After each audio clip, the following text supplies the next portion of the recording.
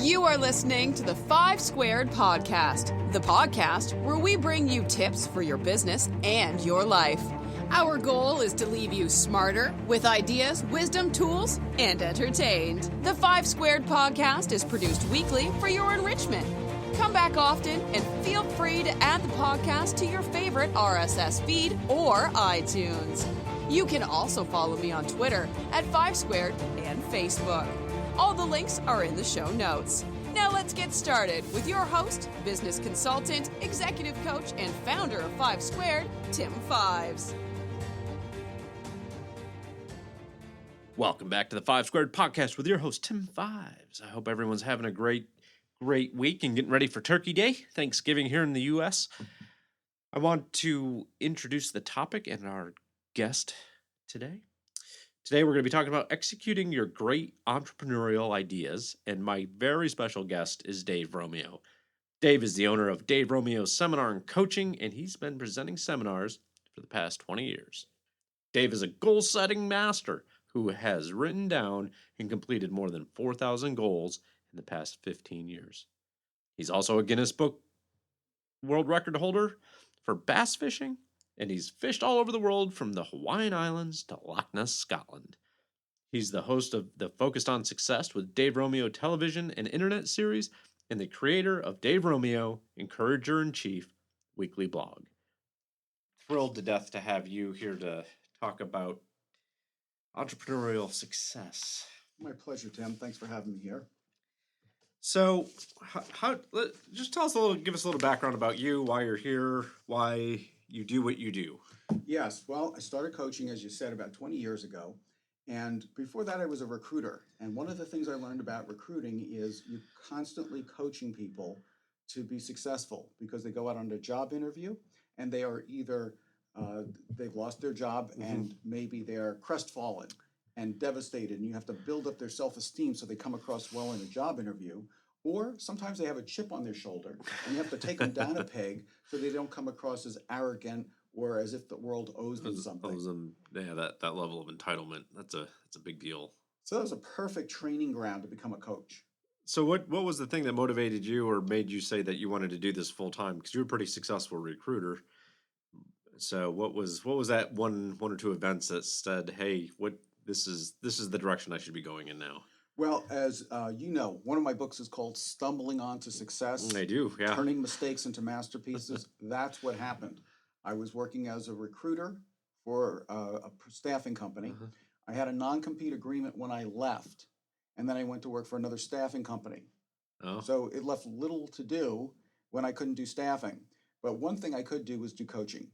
So I started doing the coaching, and that was something I had training in from my previous experience as a recruiter, and it was not covered by the non-compete, and I just gravitated towards that. I loved being an instrument in helping somebody to get where they belong. So, and that's what we're talking about. I guess what are we calling it? Entrepreneurial mastery today? Is that? Yeah. So we're talking about executing your entrepreneurial great ideas, and on that line, you've probably seen it because you have your own business here, and most of it you started from scratch by yourself, built it up to where it is today. But sometimes you run into those rough times where you kind of lose direction and lose focus. And I think a lot of the people listening today are probably in that boat. So I thought we should address, how do you execute your great entrepreneurial ideas? So what's the which is a fantastic point because we all getting there and having gone through losing a little focus over what I call incidental mayhem over the summer and getting refocused. It's key to success. But what are some of the things that you see or that are common threads through your clients that where they lose focus? Well, since we're both coaches, one of the things that I always found is the more you know about your client or your prospect, the better able you're going to be to help them. So I always try to start off asking a lot of questions, but most of the time I'm asking the prospect to ask themselves these questions. Right. And probably the number one question I ask people to start with is this: what is the source of your discontentment? I mean, if you're going to start your own business, you have to have a passion for it. There has to be something that you see that you don't like the way it is, and that you believe you could do it better, and that you're going to go out there and people are going to buy your product or your service because nobody's going to do it as well as you. So that's really number one, is what is the source of your discontentment? And is there a theme when you're talking with your clients on what their discontentment is? Is it the way they didn't like the way they were treated in the past at their other jobs, that they think they can do those jobs better, or they didn't like reporting into micromanagers? Like, have you seen any threads like that? Absolutely. All the time. I mean, if you take a survey and ask how many people are thrilled about working in their jobs, you're not going to see a lot of hands going up. Well, the national average is 70% of Americans hate their jobs. Yes. 70%. It drives it like it's. Well, think about how many people want to go start their own business for that. Yeah. And a lot of people start it because they don't like where they are. Now, it doesn't necessarily mean they're going to love where they go, Well, but that's right. their Well, motivation. yeah. They move away from pain, but it doesn't necessarily mean they love where they wind up. And most of the time they don't love it is because they avoided the pain, they didn't have a plan to make sure where they go is going to work. Oh, yeah. No, that's that's one of the specialities we focus on, is where people want to get to. Right. So the next question I think you want to ask yourself, if you're going to start your own business, what can you do that many people already want? Now, you can go out and create a brand new invention that nobody has and nobody has ever thought of, but it's going to take you an awfully long time and a lot of money to create that following for what you want. If there's something out there that you know everybody is looking for and they just want an easier way to do it, and you can provide that, that's a great way to start off a new business. So the next question is interesting, because we ran into this as one of Tony Robbins' things, but get your take and we'll chat about this. Is, how can you do it better than they are already getting it? Yeah. Well, I don't know about you, but my experience when I was in college, in school, I didn't take it seriously. It was just a place to go to be with my friends. But college, I took it very seriously because I was paying for that education, and I was so disappointed with my experience. I felt that the instructors, they didn't care if you lived or died. They didn't care if you got an A or an F. Mm-hmm. And I wanted to be a teacher, and I couldn't get a job. I talked to the dean. He said, "We'd love to have you. They're going to have to carry one of us out of here feet first before there's an opening." And I thought, these people have the job I want, and they are so apathetic about it, and they're so nonchalant. They couldn't care less whether their students are getting a good education. Someday, that's the source of my discontentment.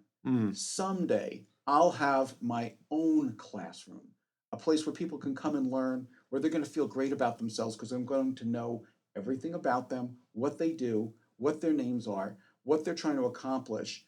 And I'm going to make sure when they leave that room that they feel that they've been entertained, enlightened, and inspired. And I believe that I could do a better job than the people who are getting tenured who are doing it in the schools. Well, I see that. And the other thing, because I've been doing some speaking engagements at some of the local schools and colleges around, and it's interesting to me, the content that they're, especially in the entrepreneurial and the business classes, that they're missing is these points.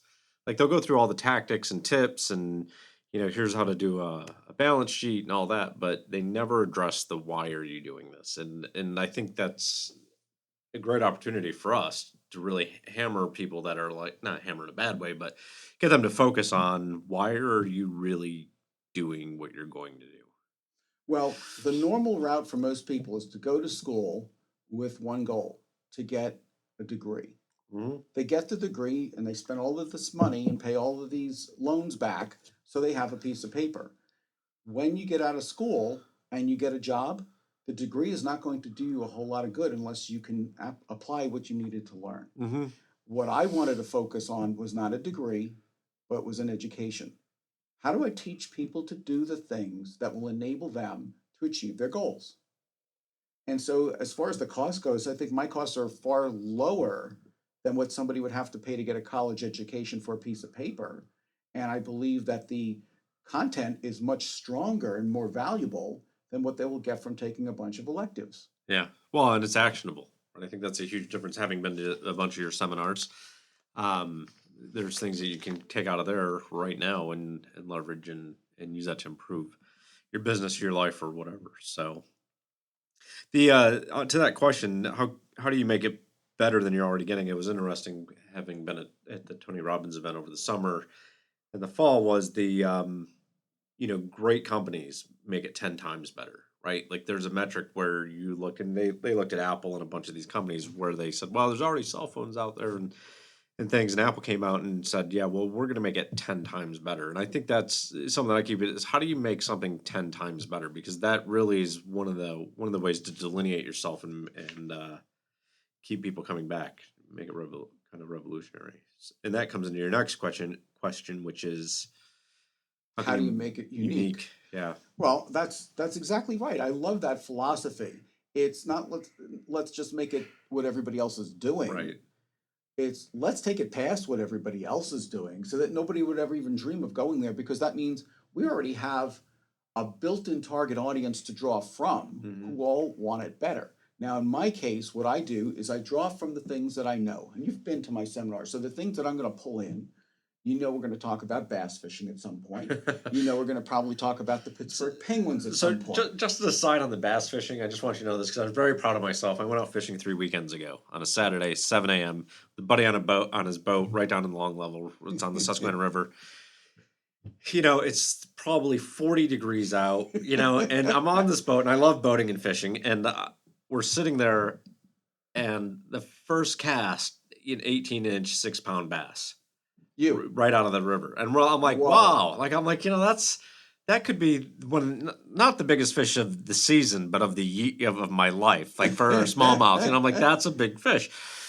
And so we're sitting there and then he casts and it's boom. So for 3 hours or 2.5 hours, we caught 40 fish. Whoa. And this, like nothing under 13 inches.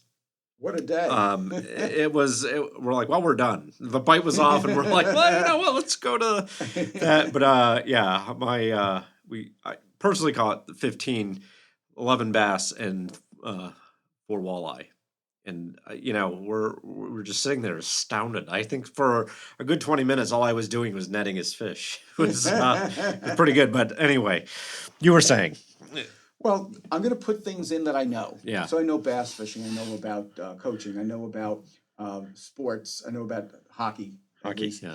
So those are elements that I like to draw in for the seminars because it makes it unique. It makes it mine. I love to tell all my personal stories. And one thing that's always surprised me, Tim, the more personal pain that I tell in one of my stories, the more people like it. When they put in their evaluation, they write that was their favorite story.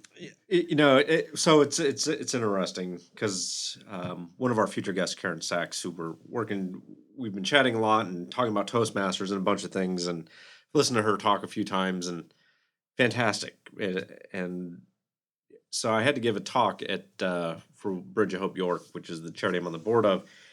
And we're talking about emotional intelligence and all these things. And it was really interesting that when I walked in the mental mindset, I'm like, you know what? Like, I'm just going to let it off the chain. And it probably was one of the best experiences I ever had.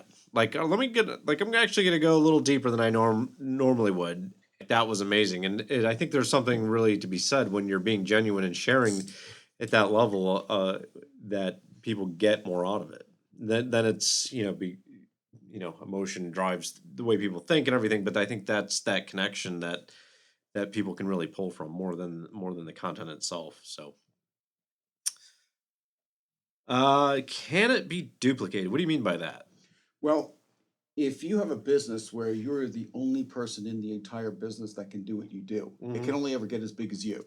And after a while, you're going to run out of time and energy. If you can duplicate it so others can do the same thing that you're doing without you being there, now that's a multiplier effect. And that's really how you scale your business. That's really where I think a lot of self-employed people get stuck. They don't know how to multiply what they've done. And so we'll come back to that point. And can it be patented? So are you talking more on the product side then when you get to this? If that's the case, if somebody's trying to create something that they want to be able to sell, a package, you have to know how difficult will it be for somebody else to come back in after you've made it and they find out how good it is and then just rip you off because they have more money than you do. So if you can get the patent early on before somebody else realizes what a great idea it is, you're certainly much better off to look at it that way. So duplicated in the next one here, can it be scaled? So talk about the difference between the two of those. Well, let's take, for example, DVDs. A lot of my products are on DVD now. I can have them duplicated very easily, but most of the time they're coming from me. Right. So if I wanted to have a distribution center in California or one in London, that's scaling it up so that there would be a separate location that could just duplicate their own products, my products in their own location without anything from me, and you could have a location worldwide that are selling the same products. So when you get to implement that, Dave? When you're going international? Well, I would say in the next 6 years, all the things that I do will be taking place in the next 6 years. That's the time frame. Nice. So this is another big one, right? What are the barriers to entry in the market? So what do you see for entrepreneurs getting into the market? Well, the good thing about getting into the market, it's very easy. Okay. The bad thing about it is it's very easy. So for example, one of my clients told me he lost his job and he became a roofer, started his own company. That was his dream anyway. Even when he was in high school, he wanted to have his own roofing company. But what he said was when the economy got really bad, everybody who owned a truck and had a ladder became a roofer. So it means that it's easy for you to get in it, but it also means that it's easy for all of the other unemployed people to get in it too. Yeah. Now, if you have to go for a degree or if you have to be certified in some area, that makes the barrier to entry a little bit harder, but then that means you have to pay your dues as well. Right. So if you can pick something that's really difficult that a lot of other people may not know how to do, it gives you a leg up. Now, it doesn't mean that you're not going to have competition, and competition is not a bad thing. It's actually a very good thing for two reasons. Number one, your competition could become your clients. Number two, you can make them your colleagues. And number three, if you have competition, you can figure out how to differentiate yourself from them. And the further ahead you are, the faster you can start solving the problems that your competitors don't even know they're going to be facing in the future. Oh, interesting. Yeah. And that kind of comes in what will keep your competitors from jumping in quickly. So that kind of answered both of those to that. What else do you, when you're coaching or getting people started or when they come to you, what are some of the other questions that you ask? And we have a little bit when we're mentoring school, we get a lot of entrepreneurials or people with entrepreneurs, say that word correctly, coming in with a bunch of great ideas. So when do you typically engage with somebody in their lifespan from idea to, I have a company? Is it kind of all through that or? Well, I don't know about you, but I meet potential coaching clients that haven't even left their previous job yet. They're just contemplating that they want to go out on their own and they feel that they're going to need some direction. But what I find is when they get started, they've probably been thinking about their dream company that they're going to own for many, many years. And when it's in the dream state, it's very safe. You don't have to outlay any money. You don't have to buy an office. You don't have to staff it. You don't have to worry about those things. But when it becomes real, as you know, because you've been there, I've been there, now you have to start thinking about how do I make my dreams a reality? And so what I created was a formula to execute great ideas. And there's 8 steps to it. So why don't we go through it? Yeah, let's go ahead. And like earlier, these all start with questions that you have to ask yourself. So let's go through all of them first, just to hear what it sounds like. The first question I ask anybody who's thinking about starting their own business or has a great idea is, what do you want? The next question I want to know is, why do you want it? The next question is, who will benefit when you get it? Number 4, when will it be done? 5, how will you track it? Number 6, what do you need in order to do it? Number 7 is, who else will need to be involved? And finally, the last question is, what will you do next? So now that we hear the questions, let's just go through them and see why these are so important. What do you want? You've heard me say this before. One of my friends worked in a liquor store right after high school, and the owner of the liquor store taught him this, and he told me this. He said, I've learned this about human nature. Doesn't matter how little money somebody has, people will always find enough money for cigarettes, booze, and lottery tickets. Now, Tim, you and I both know nobody needs cigarettes, booze, and lottery tickets. They don't buy them because they need them. They want them. They buy them because they want them. And if you really want to do anything, You have to know what it is. And if you tell me I'm thinking about doing something, I know you're not going to do it.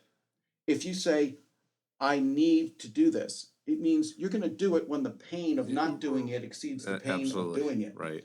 So, so that's what's going to happen. But if you tell me, I want to make a successful coaching and consulting business to take companies to the cutting edge of their industry using all of the skills that I picked up in my career in corporate America, then I know you're serious about it. Yeah, and that's something that I when we were just gave over at York College, the talk to the kids, we're talking about goal setting.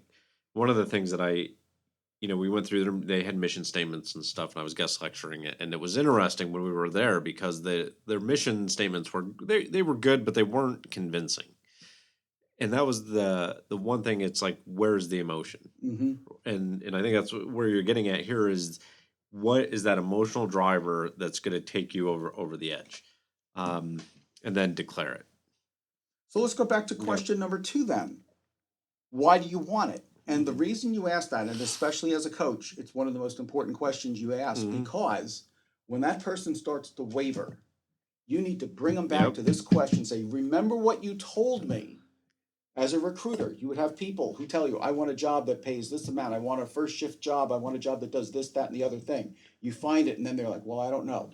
Let's go back to what you told me you wanted. So this is what you said you wanted. This is what it has. You said you wanted this. It has that.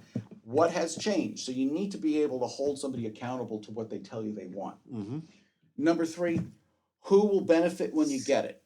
The strongest motivation is not going to come just from you benefiting from it, but it's usually going to come from somebody that you really care about benefiting from it, like your children or your spouse, somebody like that, because when you know that they're depending upon you, you're not going to let them down. If you ever listen to ex-military people in the field, they will tell you the reason they stood out there, the reason why they would be injured and return to battle, is because they want to be there for their brothers. Yeah, absolutely. That's why you want to know who will benefit when you get it.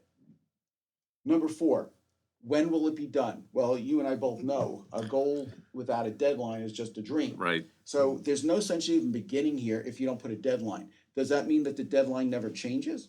Of course it changes. It could change. But if you don't set one, it's never going to be done because you're never going to be getting close to when you should be finished. You'll just keep putting it off. And 20 years from now, you might be sitting there saying, gee, sooner or later, I'm going to get this done. Right. This formula is designed to make sure that your dreams come true. So you always want to make sure you're working towards a deadline, and not just a finished deadline, but a deadline for every step along the way. Yeah, and that's one of the things that I propose to people that I'm coaching is, all right, what are the milestones? What are the key milestones to allow this to happen? So, because that goes into your next one. Right. How will you track it?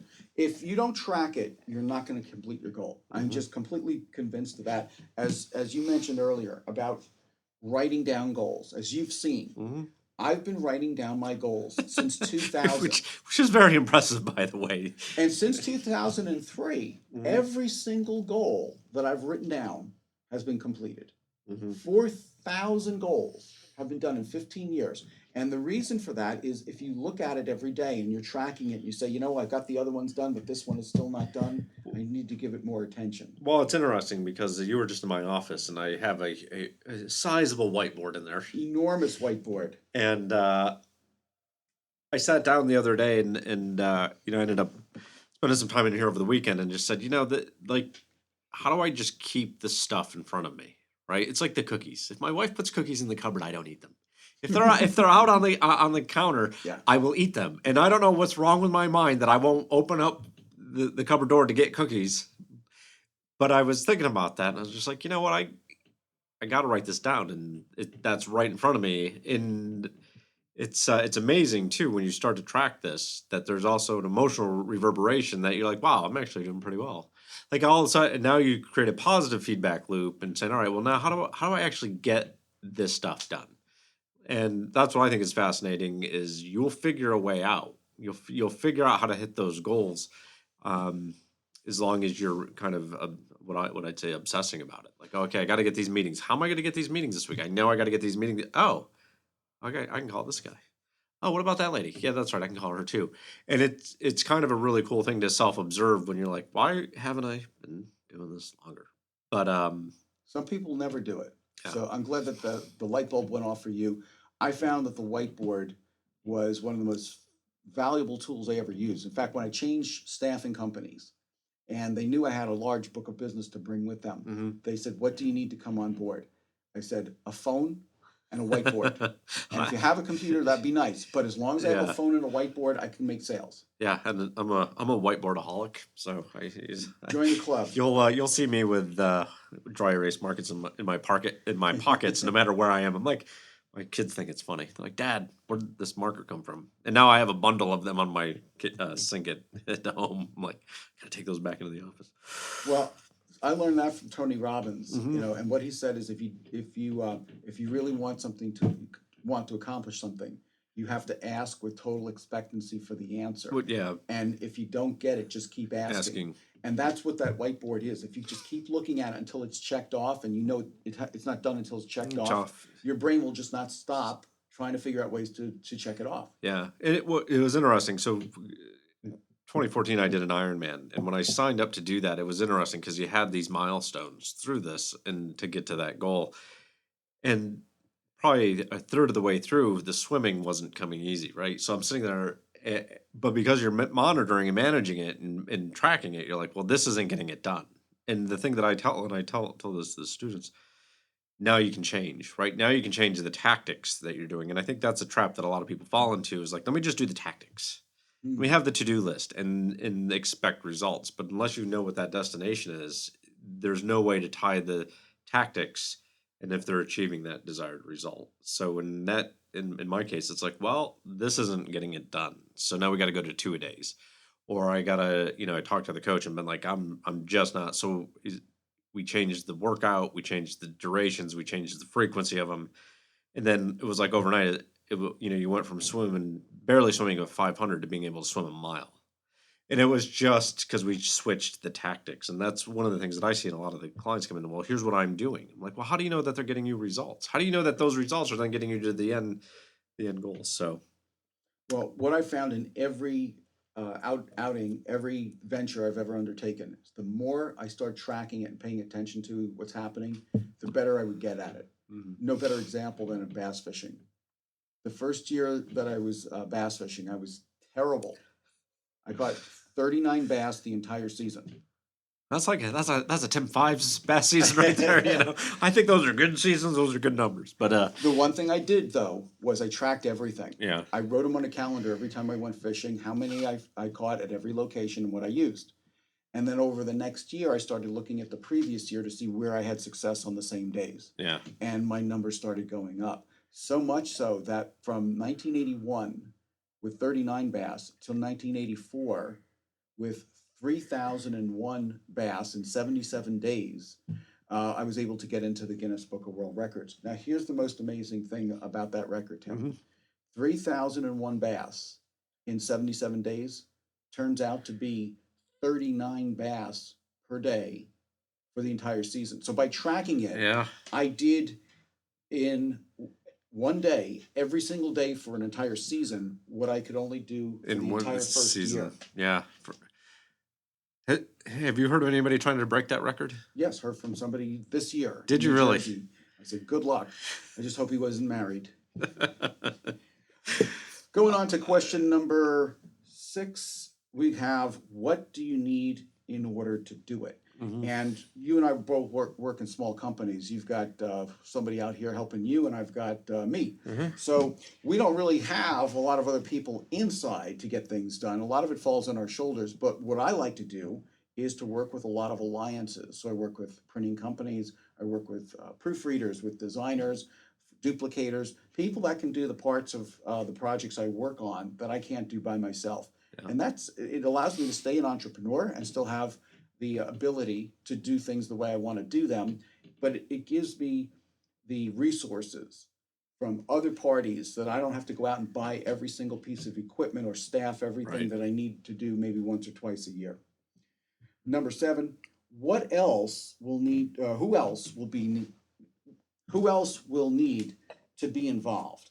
And that's important to know too, because there's a whole sequence in that. So, for example, if you're doing an audio program, well, you need the sound engineer to be involved with that. Right. Then you're going to need the designer to do the cover. Then you're going to need the duplicator to make all of the discs. And then you need the printer to print up the covers and the disc art. So those are the people that are involved with that particular project. And the last question, to me, this is the most important question for me to get anything else done.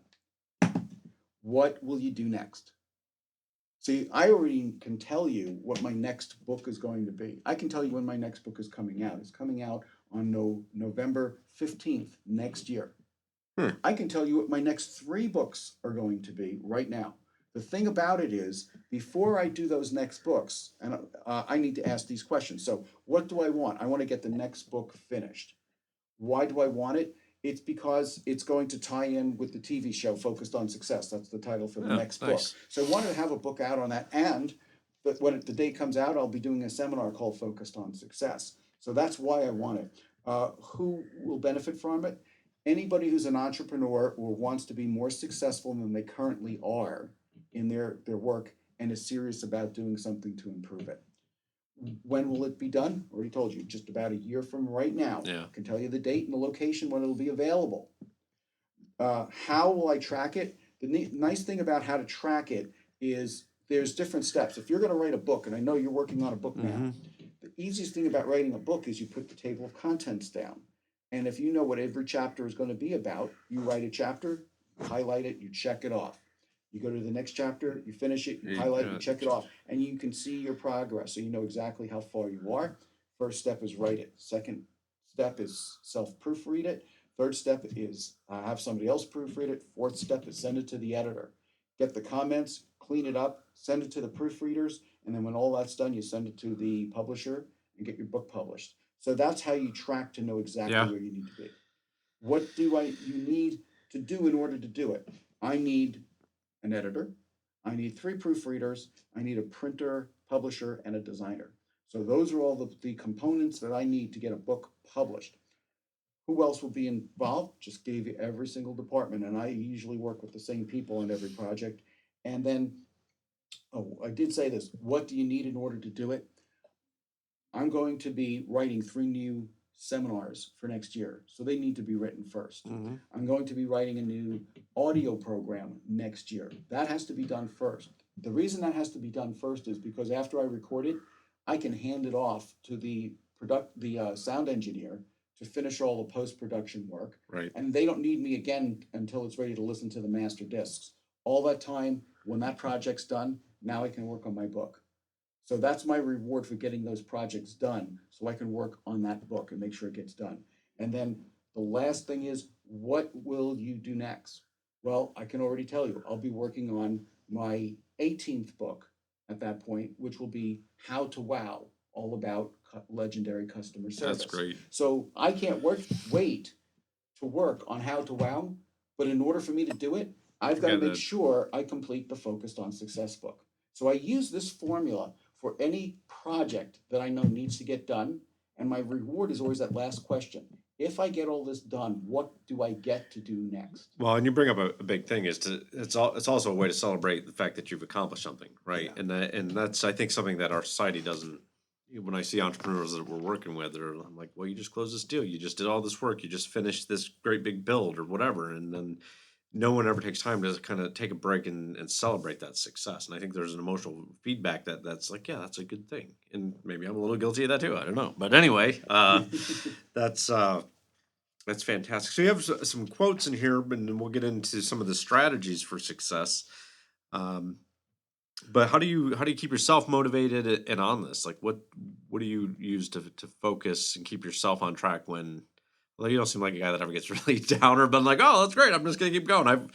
For as long as I've known you, it's always been high energy Dave. But I think that came from a time in my life where I felt like I had nothing in it. So I have just been on a never-ending mission to fill it with accomplishments ever since. So I never get tired of it. I made, they say that pain is the precursor to change. And I always tell people change when the pain of not changing exceeds the pain of changing. Right. And that's where I was. I was so empty. I needed to do something to fill that void from time, to say, I don't want to look back in my life and have regrets. And that has just driven me to do as much as I can to hopefully inspire other people to say, I can't give up on my dream because look at what he's doing. He's doing all of those things. If I could just do this one thing, I'd be thrilled. And as I said last week, you were in the seminar with me. Mm-hmm. This, if I don't become known for anything else, this is what I would want people to remember, because I think it is so important. The biggest turning point in your life will come when you decide not to give up on a goal just because it becomes difficult. Yeah. Tim, you know your customers, right? They come to you for coaching because they want to get things done. Yeah. This is the turning point. This is why they need a coach in the first place. Because when everything's going your way, it's easy to keep going. But when you get interrupted, or when you get sick, or when you don't feel well, or when you've got a motorcycle accident, or when you're working on paying the bills and maybe you lose a big account and you think, well, I can't work on this anymore because I've got too many other things to take me away. And people give themselves permission to give up on their dreams. But when your mindset is, this is a setback, this is an obstacle, but I'm still going to figure it out, and I'm still going to hit my goal, and I'm not going to be derailed just because something didn't go my way. Right. Well, and I think it also comes down to the way you think about it too. It's not, is it a problem or is it a challenge, right? What's the language people are using to address the hard times? It's like, all right, well, here's an opportunity for me to figure this puzzle out, right? That's a far more positive thing than saying, oh my God, I don't know how I'm going to get through it and play the victim card. So, absolutely. Yeah, you can like decide to quit, or you could decide to commit. Yeah. And you just have to make up your mind which one it's going to be. But one thing that always drove me was something that Brian Tracy, one of my mentors, said. He said, if you don't have a plan for your life, you'll be destined to fit into somebody else's plan for your life. Yeah. Now, you left corporate America to go out on your own, and so did I. I don't know about you, but I decided a long time ago, if I'm going to be successful or if I'm going to fail, it won't be because somebody else told me this is what you have to do. Right. I just said, if I fail, I failed because I didn't want it hard enough or badly enough to make sure I stayed true to it. Mm-hmm. No, it's very true.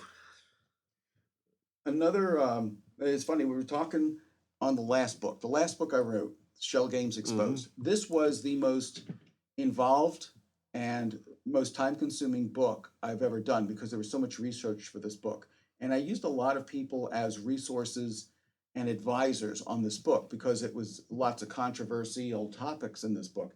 And I remember one of my priests said to me, when is the deadline for this publication? And I told him the deadline, so it's about 2 weeks before it goes to print. Yeah.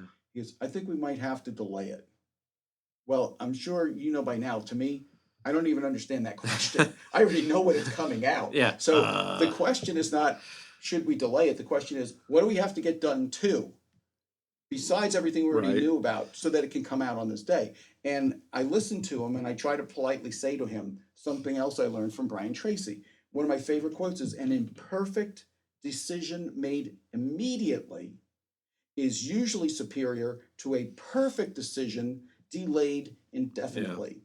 And we know too many people that's their philosophy, and they're not going to get anything done. Well, and Tony Robbins comes back to that as well, right? So he comes back, he's like, successful people make quick decisions, right? Like, because they know that if they make that decision, and it's, even if it's the wrong one, they can make another one and another one to fix it and right the ship. But it's the person that doesn't and takes forever to make a decision and hems and haws and then changes it constantly after that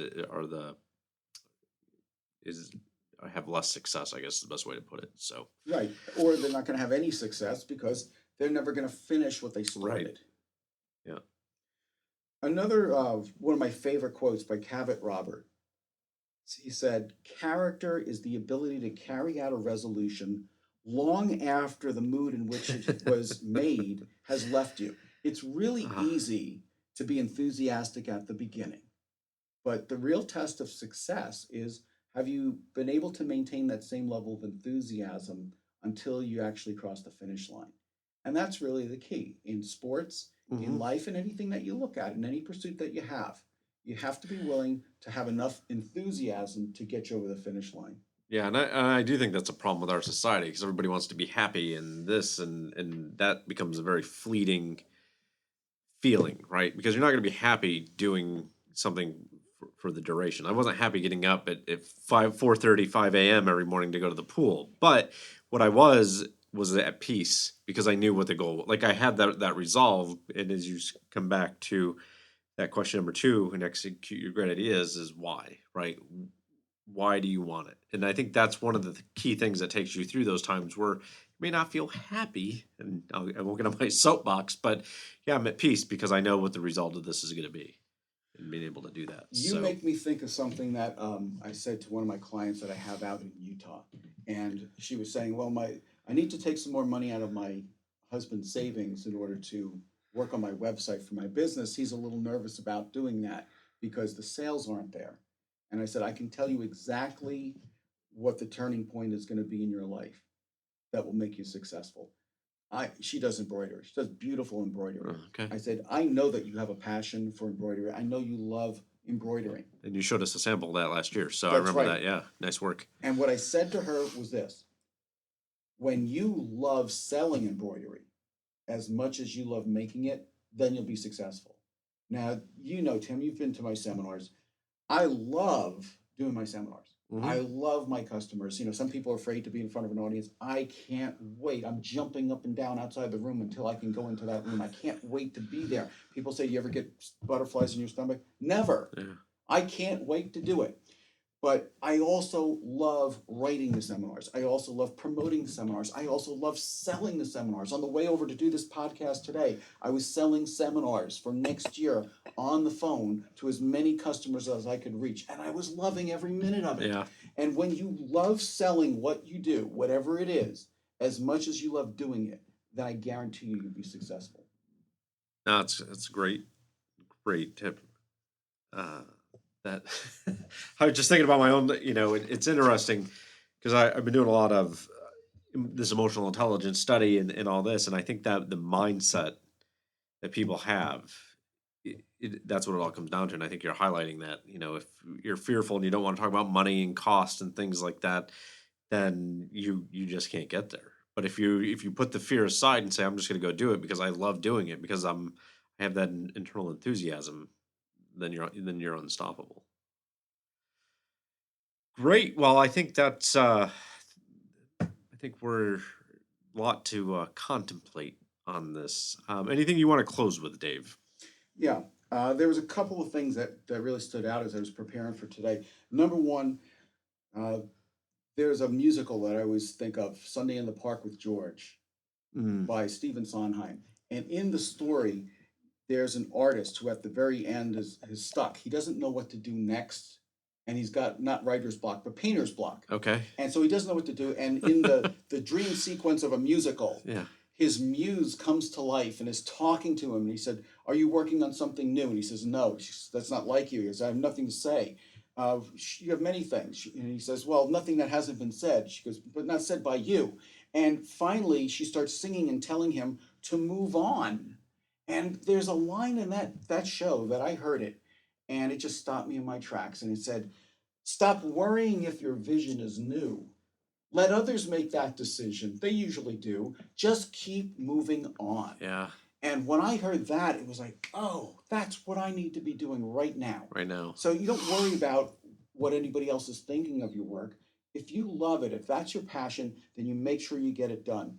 Somebody recently, another coach, asked me about, what makes you successful? And I think it boils down to just two lessons that I learned from two different sources: John Maxwell and Jerry Garcia, of all people. But it was these two lessons learned on two different days at two different times that put together seemed to make sense. And the first lesson was, they'll never care how much you know until they know how much you care. Yeah. And the second one was, it's not about being the best of the best. It's about being the only ones that do what you do. So if you think about that, if you are the only ones that your customers believe care more about them than anything else, it's really hard to lose them as customers. So I think that's a good place for us to to ponder and move on. Yeah, my mind's just spinning now on all the ideas out of this podcast. So this episode, it's a lot of thought-provoking things in here for the day. So I appreciate you coming on today, Dave. I hope you will come back for another session that we can facilitate for you. And as we're right before Thanksgiving, I want to wish you a happy Thanksgiving and a prosperous New Year. So because as we blink, the year will be over. So absolutely, Tim. Thanks for the honor of being here with you. Thank you very much. Thank you so much for listening to the show with your host, Tim Fives. We hope you will pass along our web address, fivesquared.com, to your friends and colleagues. Be sure to check out our archive section on our website for previous podcasts. Follow us on Twitter at 5Squared or follow us on Facebook. This has been a 5 Squared production. Join us next time for another edition of the 5 Squared Podcast.